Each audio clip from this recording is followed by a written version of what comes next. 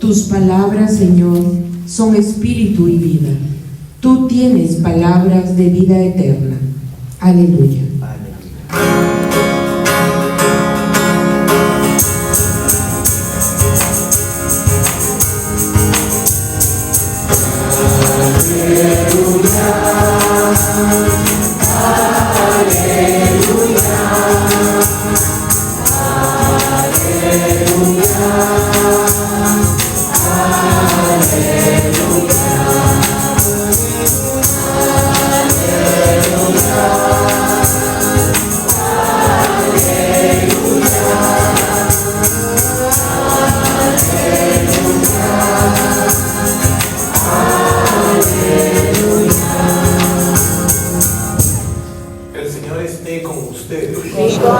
Lectura del Santo Evangelio según San Lucas. Gloria a ti, Señor.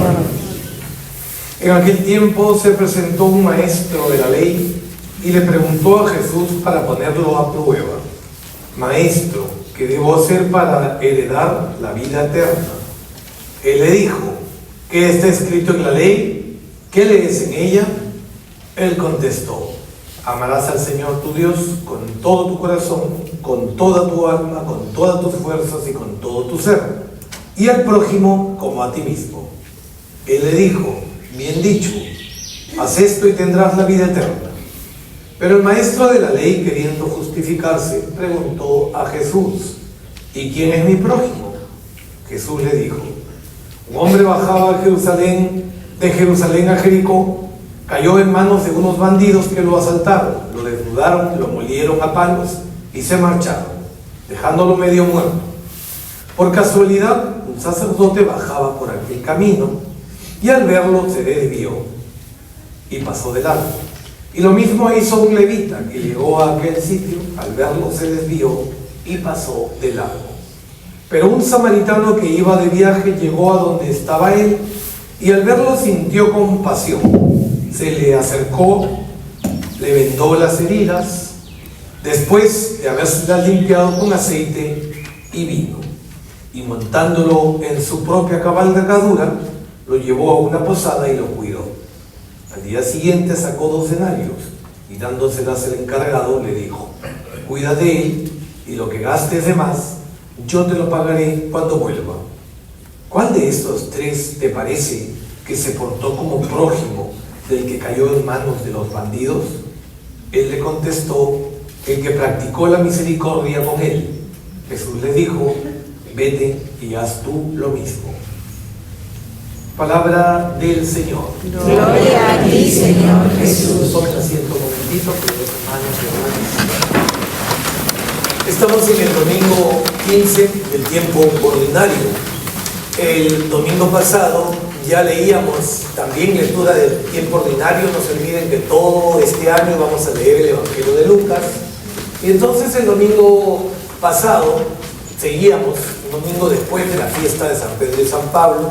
Por lo tanto nos hemos perdido parte del Evangelio de Lucas. Pero no pasa nada, la liturgia es sagrada y digamos, todo lo que necesitamos, la liturgia nos lo va a dar. El domingo pasado leíamos y escuchábamos un poco de las instrucciones que Jesús da a sus discípulos para que salgan a una verdadera predicación. Decía que la iglesia como institución tiene una misión, tiene una visión y tiene unos valores. Pues resulta que la misión, sabemos cuál es la principal misión, tiene muchísimas misiones, pero la principal no son los pobres, no son los enfermos, sino es la predicación del reino. O sea que la palabra de Dios, ocupa un lugar fundamental para nosotros. Que los pobres son importantísimos, los enfermos, los necesitados, son importantísimos, pero hay que ver qué es lo realmente importante. De ahí, si nosotros ubicamos lo verdaderamente importante, lo demás se acomoda solo. Y prueba de ello son los santos. Los santos que se han dedicado a los enfermos, los santos que se han dedicado a los pobres, los santos que se han dedicado a la enseñanza, etcétera, etcétera. Hoy día el Evangelio es una continuación del Evangelio del siglo pasado. Y quizá provocaría ir directamente a la parábola. Sí, porque es una parábola con la del hijo pródigo, esta del buen samaritano. Son unas parábolas, excepcionales, espectacularmente importantes. Solamente están en Lucas.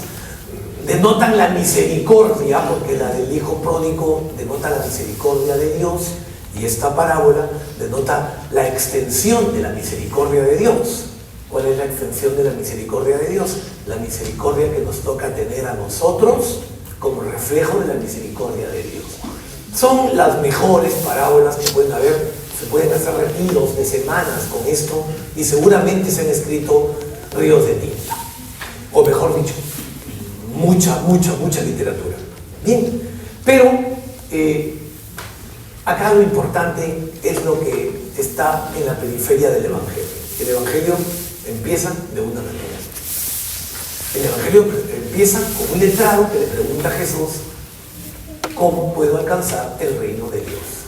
Esa es la pregunta clave el día de hoy.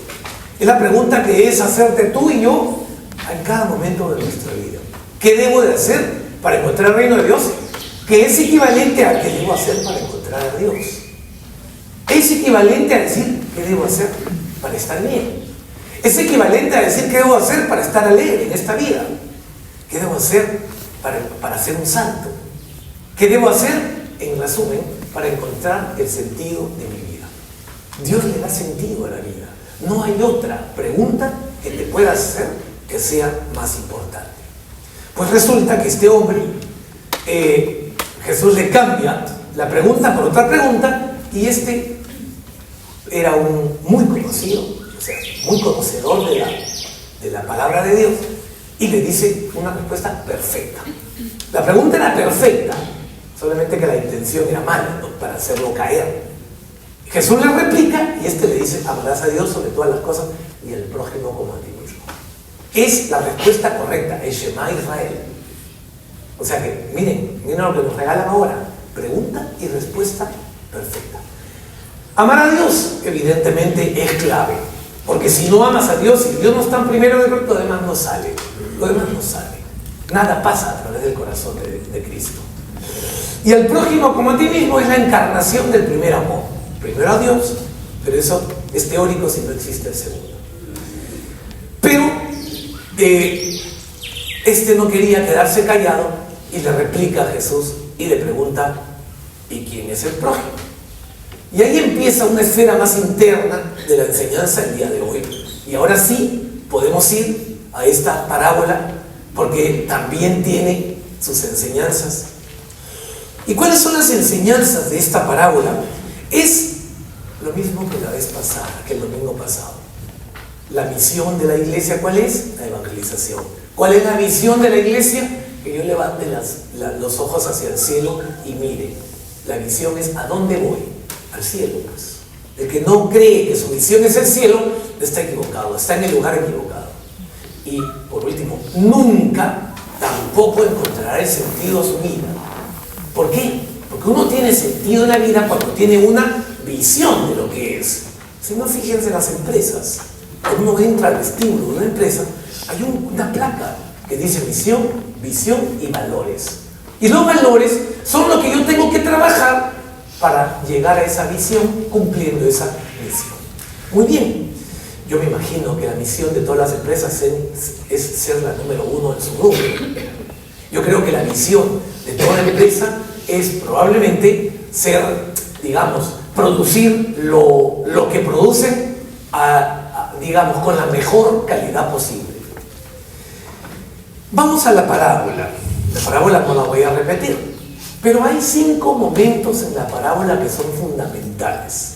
El primero dice que este hombre que había sido apaleado era un X. No se sabe, no habla mucho del evangelio de él. Hay 6 actores, por si acaso, no sé si los han contado. Están los bandidos. Yo creo que nadie se va a identificar con el bandido. Siempre los actores en el evangelio están para que no se identifique con ellos. Está este hombre apaleado, que seguramente muchos nos identificamos con él, porque el pecado es el que apalea a uno, ¿sí? La tentación. Además dice que, ojo, dice que bajaba de Jerusalén a Jericó. Jerusalén está a 720, 800 metros, Jericó está a 300. O sea que es un camino de bajada. Y evidentemente, cuando uno baja, uno se denigra, ¿no? En la vida real, haciéndole una, digamos, comparación espiritual, es un camino de bajada. Y ahí está. Lo agarran los bandidos, el pecado se mete en la bajada y lo dejan medio muerto. Ahí está el segundo actor. El tercero, el levita. El cuarto, el sacerdote. El quinto, el buen samaritano. Y el sexto. ¿Quién es el sexto? ¿Ah? Claro, el del mesón, no el nuestro mesón. El del mesón, el posadero. Aquel que recibió el encargo. ¿Y la posada quién es? La iglesia. Entonces ya le podemos encontrar una explicación espiritual a esta parábola que es maravillosamente buena para coger enseñanzas. Primer verbo, lo vio. Ver es el primer paso de la compasión. Compadecerse, padecer con.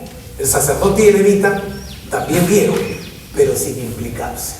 ¿Quién eres tú aquí? Ver, primer verbo. El samaritano ve con el corazón. En San Marcos dice, Jesús vio una gran multitud y se compadeció. En el Éxodo dice, Dios miró a la miseria de su pueblo en Egipto. O sea que Jesús, el Nuevo Testamento, Moisés, Antiguo Testamento, ese verbo es fundamental en la Sagrada Escritura. La visión cristiana no es observación pasiva, sino una percepción espiritual. Ver es reconocer al otro como persona, no como un problema, no como una pérdida de tiempo. Es el inicio de una ética del rostro, ver el rostro del otro como una manifestación de Dios. Miren qué importante es esto, ver el rostro del otro como una epifanía de Dios. Hoy vivimos muchas veces cegados por las pantallas, las ideologías, los celulares, las prisas. El amor comienza deteniéndose y mirando. La ceguera espiritual es peor que la ceguera física. No vemos al pobre quizá, no vemos al que sufre, no vemos al que está a nuestro lado. Santa Teresa de Calcuta decía que el peor de los pecados es la indiferencia. Dice ella textualmente, el mayor mal es no darse cuenta de que uno tiene al otro al lado. Primer verbo entonces, ver. Hay que preguntarse, el Evangelio sirve para preguntarse. Yo veo realmente qué cosa hay alrededor. Segundo pasaje, se compadeció de él, verbo compadecer. La compasión es un atributo divino. Dice el Salmo, el Señor es compasivo y misericordioso, lento a la ira y rico en amor. No me lo invento yo, entonces está en la Sagrada Escritura. En Lucas, capítulo 7, dice Jesús al ver a la viuda, se conmovió y le dijo, no llores, tu hijo no está muerto. La compasión es un movimiento de las entrañas, es sentir en lo profundo el dolor del otro. En Cristo, la compasión no es emoción, sino impulso salvífico. Compadecerse es dejar que el sufrimiento del otro entre a mi interior. Es una virtud del corazón traspasado. El alma indiferente no es mala, pero es tibia. Y la tibieza apaga el amor. Hay un santo, San Damián de Molokai, no sé si hayan escuchado, misionero entre los leprosos. Vivió entre ellos, se contagió con ellos, sufrió con ellos.